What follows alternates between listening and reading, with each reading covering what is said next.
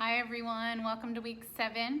Today I'm going to be showing you all a lesson on how you can draw like Matisse, the artist that we're learning about this week. Looks like it's going to be a really rainy week this week, so this is a great activity for you guys to do inside. So let's get started. You're going to go ahead and have a piece of paper ready and available and a pencil. That's what you're going to start with. And with this project, you're going to be using lines and shapes and texture, that thing that you can look and it looks like you can touch and feel it, and bright colors. So those are all some of our elements of art that we've talked about this school year. So in order to get started with this project, the very first thing you're going to do on the bottom right hand part of your paper, you're going to draw a vase. It can be a very simple vase. It could be a vase that you have at home, but I'm just going to draw a curved line going across my page here on the side, and then I'm going to draw some kind of a vessel, something that holds water. Okay, so I'm going to draw just a little vase down here at the bottom. Okay, make sure my camera's with me here. Okay, after we've done that step, you're gonna add a flower in the center. Now, you'll notice with Matisse, he used really big brush strokes. So as you're drawing this flower, you can make it nice and wide. I'm gonna draw a line going up in the center, and then I'm also gonna draw a line on the side to show that this is a really wide stem here on my flower. And then any type of flower you'd like. He used a lot of really simple shapes. So I'm just gonna do some curved lines going around in a circle and then a circle in the middle for my flower. And then I'll draw a leaf, maybe on either side of the stem, okay? That's our very first step. After you've done this, you're gonna draw a flower on the right-hand side. So you've drawn one in the middle. Now you're going to draw a nice wide flower or wide stem on the side. And then maybe you'll have it from a different angle. So this time I'm gonna have the top of my flower make a little oval shape, and then I'm gonna have the flower petals kind of bend around. So you're seeing that flower from a different perspective. That means just a different point of view. And then I'll draw a stem. Okay, after you've done that, you're going to add one more flower to the left. So you have a nice balance in your vase. So I'm gonna add another curved stem going to the left, nice and big. And then I'm going to add, let's see, I might have the circle center of my flower be here. And then I'll curve some lines to create the petals for my flower. And then I'll have 2 more stems either side. Okay.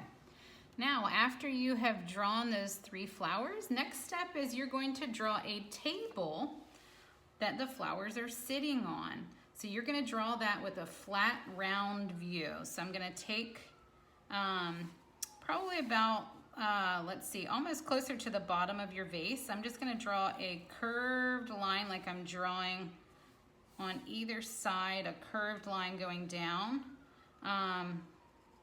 to create a circle shape. And then I'm going to draw a line going down on either side of that circle to show that this is a table that my flowers are sitting on.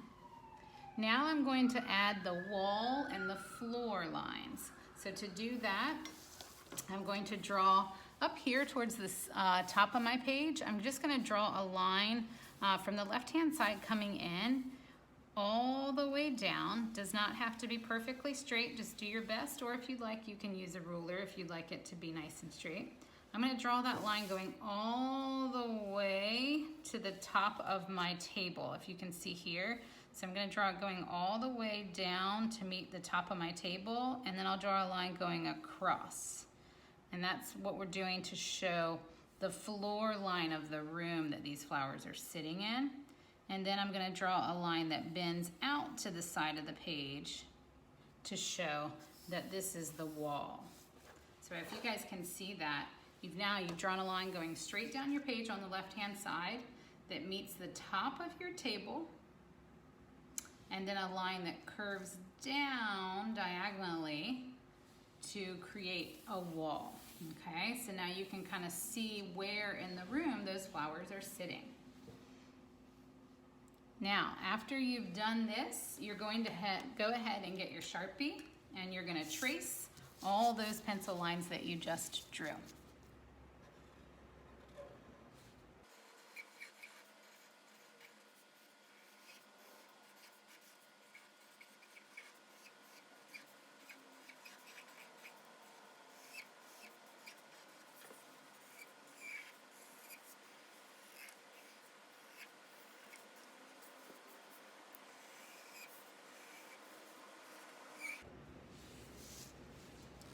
Okay, after you have everything traced over in permanent marker, you're going to make patterns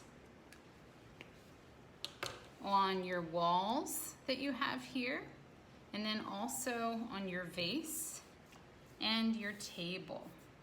So I'm going to be using oil pastels for this. At home you can use crayons. If you don't have oil pastels, they will work just the same. And so I'm going to go ahead and let's see. On this wall space, I'm going to draw to create some pattern. I'm going to draw some zigzag lines. That's something you'll notice in Matisse's work, is all of the pattern design that you see in the background of his work.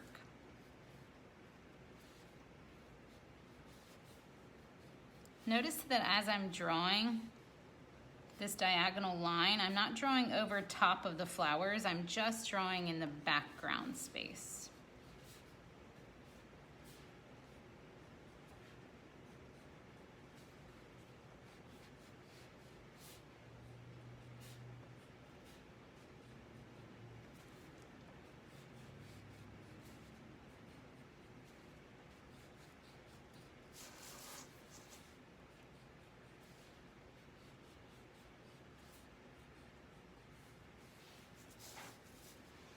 All right, then I'll choose a different color for my wall. And maybe on my wall, I'll just do some sort of curvy lines going down.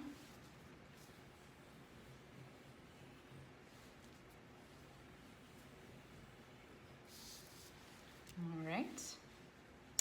And then on my vase, maybe I'll do some straight lines going across. And then on my table, maybe I'll draw some curved lines going all the way around like it's another circle. Notice that I'm just drawing in the background. I'm not drawing on top of that vase. I'm just drawing in the background.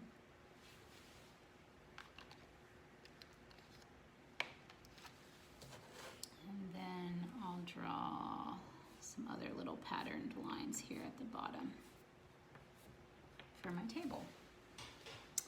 Alrighty, so once you have done that, you can then color in your flowers, also using your pastels or your crayons, whatever you have at home.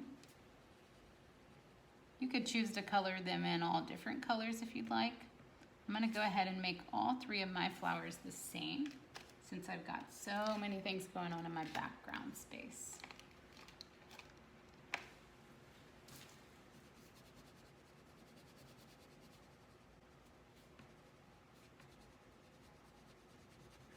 Remember, use that strong coloring muscle and fill in all of those white spaces best you can.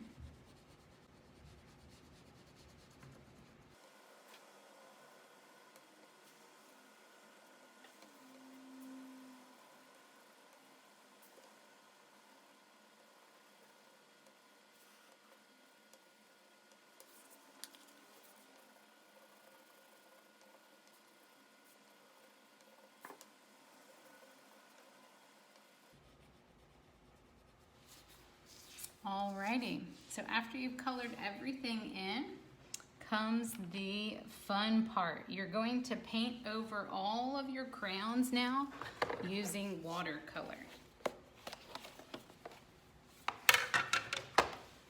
Oh, and I've just realized I actually want to color in, sorry about that, one more area down here that I forgot. Let's see, can we see that in the picture? Yeah.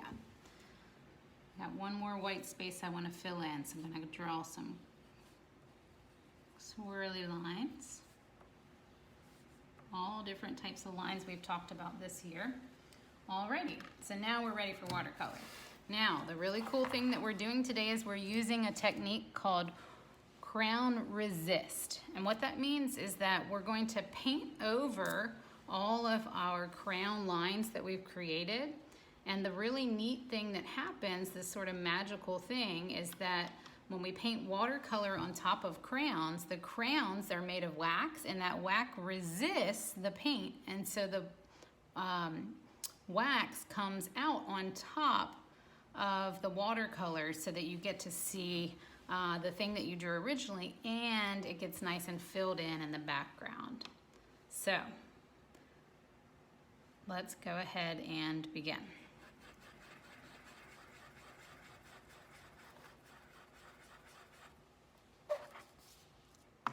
I'm going to start in one space.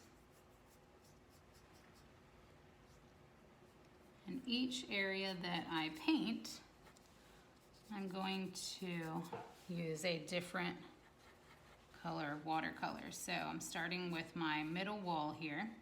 And as you can see, that paint is going right over top of the crayon, but we can still see that crown underneath. This is a really fun art technique to use with all kinds of drawing projects. And I know my friends that have been with me for years in art class are very familiar with this technique, as it's a really great way to get lots of beautiful color into your work, just like Henri Matisse shows in his work so often. All those bright colors with lots of textures.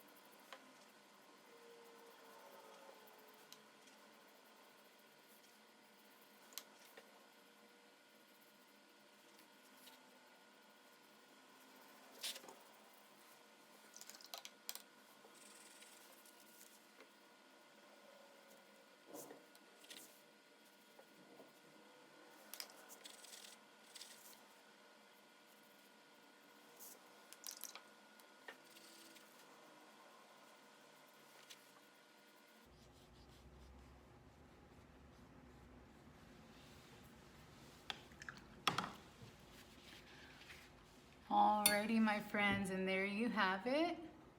Your beautiful Matisse style painting using watercolor resist technique. Hope you guys enjoyed this lesson. I'll see you next time. Take care.